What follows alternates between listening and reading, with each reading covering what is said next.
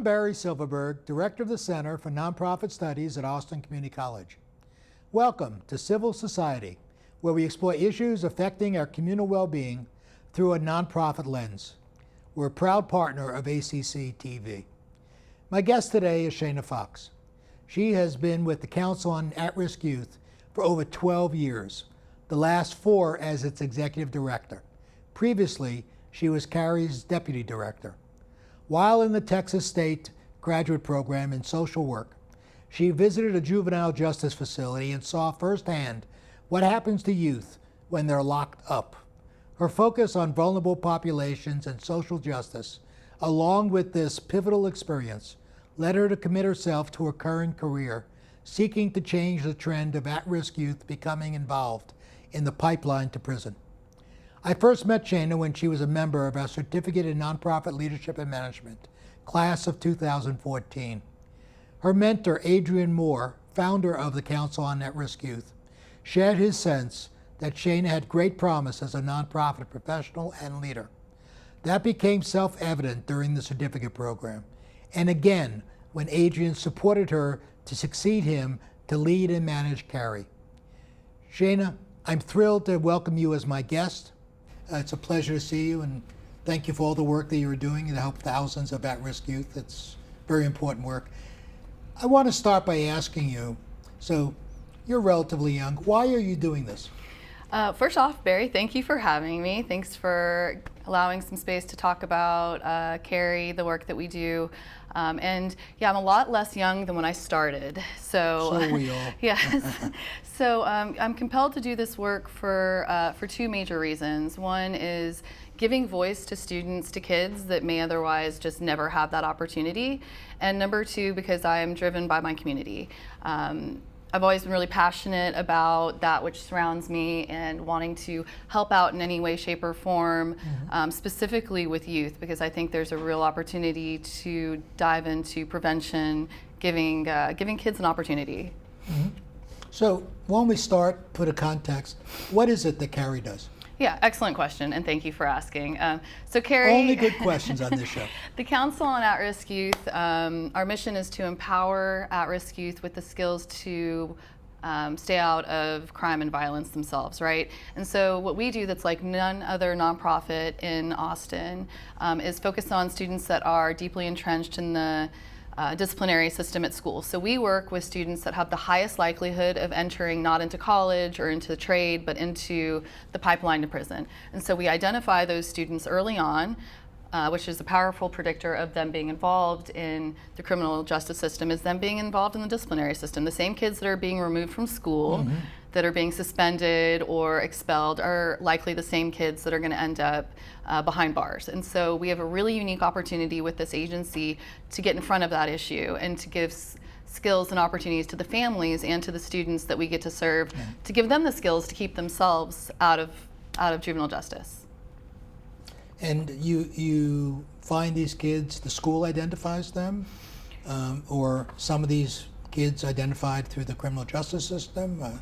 Yeah, so there's a couple different ways that kids can get involved. We are a school-based program, so we've got 13 counselors serving 13 different schools around Central Texas. Each school has about 100 students on their caseload, and in order to be in our program, those students must have had at least one serious behavioral incident at school, right? So mostly they're school referrals. We can also take referrals from outside. Sometimes we'll just have kids self-refer and say, hey, I want to be in your program. I've seen that it's really working well for my friend. As long as they have one documented serious incident, they can come and work with us. So you assumed the role as executive director after 8 years of working with Adrian, I assume, and before that you were in graduate school. Yes, sir. So what did it feel like getting the big job? The big job? Sure. I mean, that's a great question. So I originally went to school for social work, never thinking that I was wanting to, be a policymaker or get involved in executive management. None of that really even crossed my path until 2014 when I got involved with your program. To be honest, I was really, really excited about the opportunity being a young executive and being able to further the mission of Carrie, because I believed in it. Having been a social worker directly working with kids for 8 years, I knew the impact. I knew the outcomes. I knew that this program worked. I did not know what I know now, of course, but yeah, I was extremely excited. I knew it was an opportunity to really grow professionally and personally. So was it aside from the excitement, did you have concerns about moving from a staff role to being the person in charge of the entire operation? Yeah, I mean, I had some concerns, which I think have now been validated. My biggest concern was that I would be pulled away from clients, right? So I wouldn't be doing that direct work with kids day to day, and that is the case. However, what I've been able to enjoy is the part of being able to create opportunities for more people to come and work with more kids. So while I might not be the one directly working on, on a school campus with kids every day, I'm still the conduit to make sure that other people can. So one of the pivotal experiences that you had, that you expressed in your online bio, and we mentioned in the beginning in your intro, was going to visit kids in a prison for the first, I assume it was the first time. So what did that feel like? What did it seem like? What did you hear? Gosh, so I remember that it left an indelible imprint on me. Obviously, it was a turning point for me in multiple ways. Number one, I did not know that we did this as a society, as a civil society, that we locked kids up. And then the next thing I quickly realized was, gosh, we can do better than this. Not even just from an investment point of view, but from a humanitarian point of view. To see 13, 14-year-olds locked up just really, really affected me on a personal level. And I think that was pretty much the day that I committed myself professionally to working with kids, keeping them out of the system.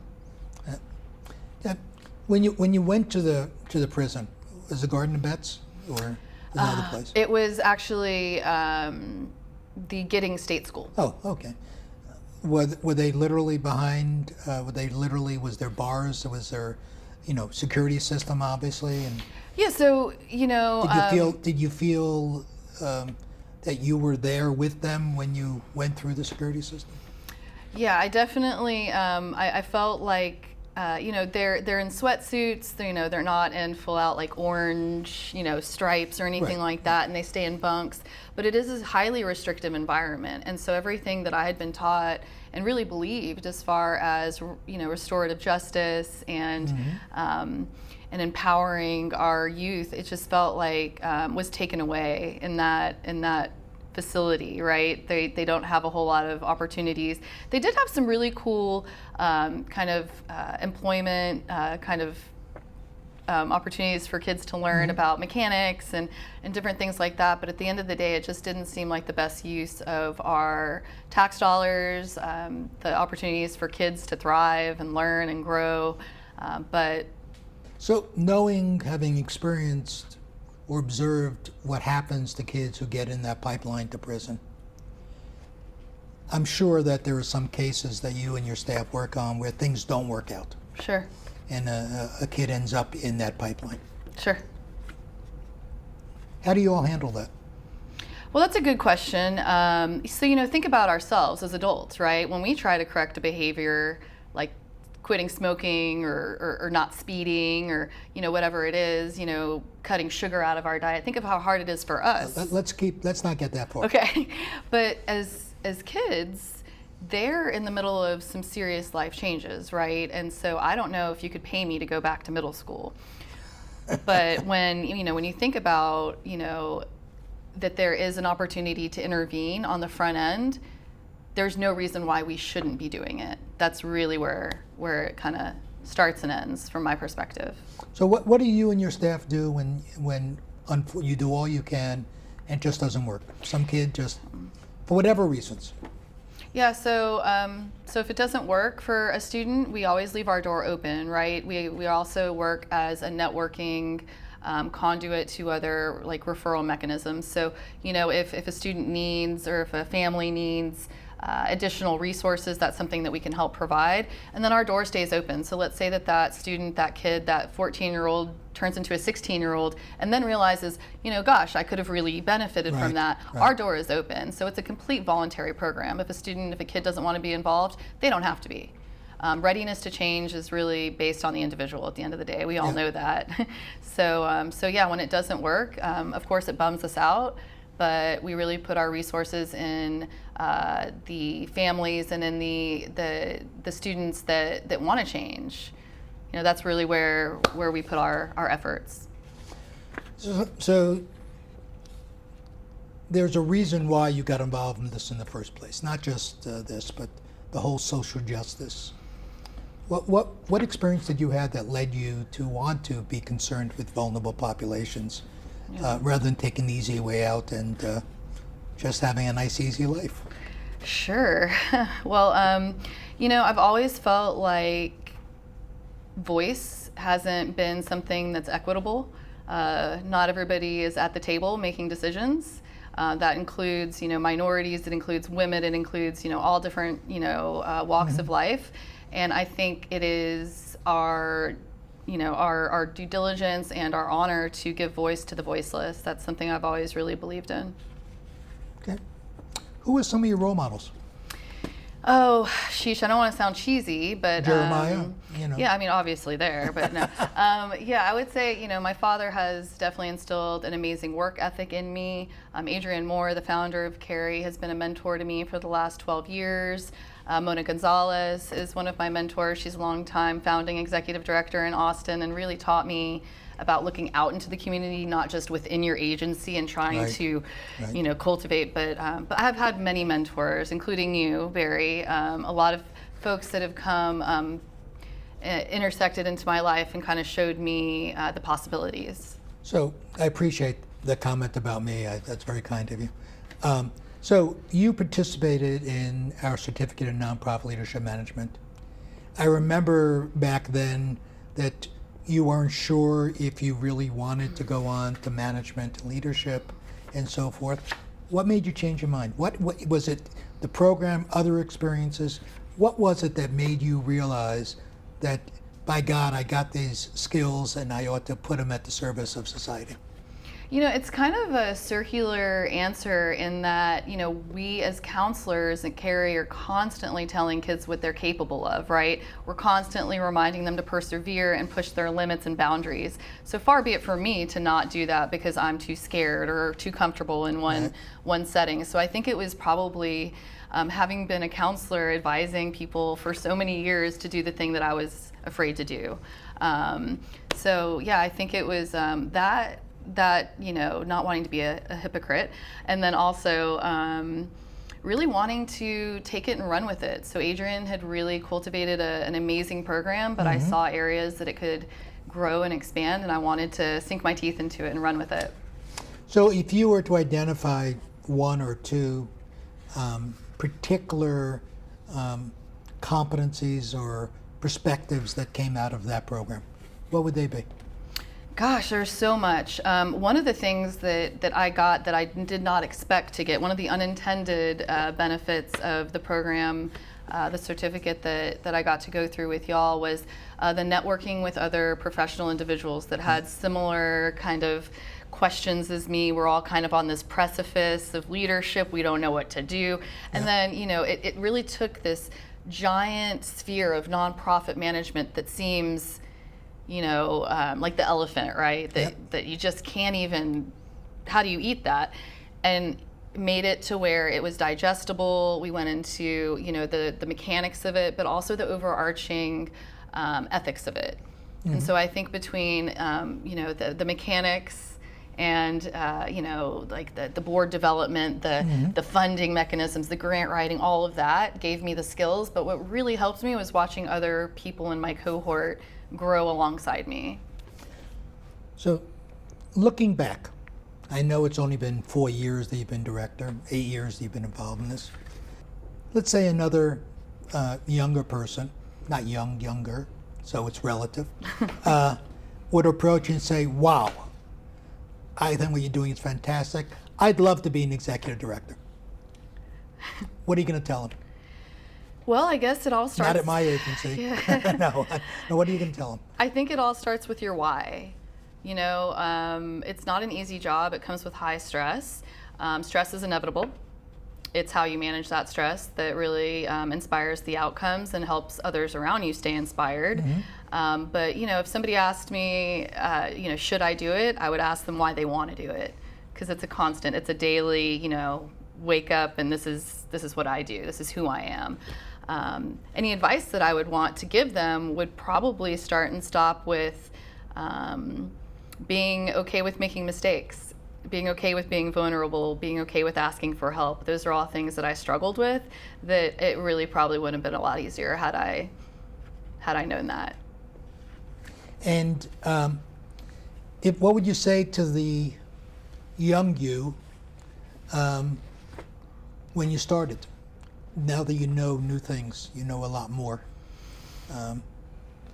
Yeah. I would say You're certainly much more self-confident than.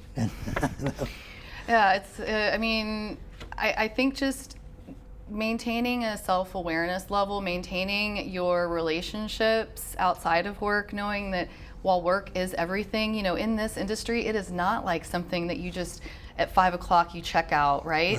So really having the ability, and I don't like the word balance because I don't believe that that exists, but being able to throw all of your energy into, you know, the love of your nonprofit and what you're doing, but also saving some for those that you love to sustain who you are, right? So being able to really create and nurture your staff kind of comes from them seeing you being able to do that yourself with your life.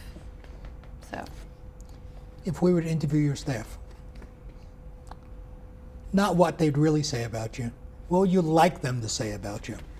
Oh gosh, I would like for them to say that they felt supported, that anytime they had an idea that, you know, I at least heard them out, you know, that they knew that they were part of a team, part of a bigger picture. I think oftentimes we feel like we're on an island, the only person, you know, shouting into the abyss, but that, you know, there's a collective agenda, a collective impact that we all strive for, and that that I'm supportive of that mission. And what would they really say?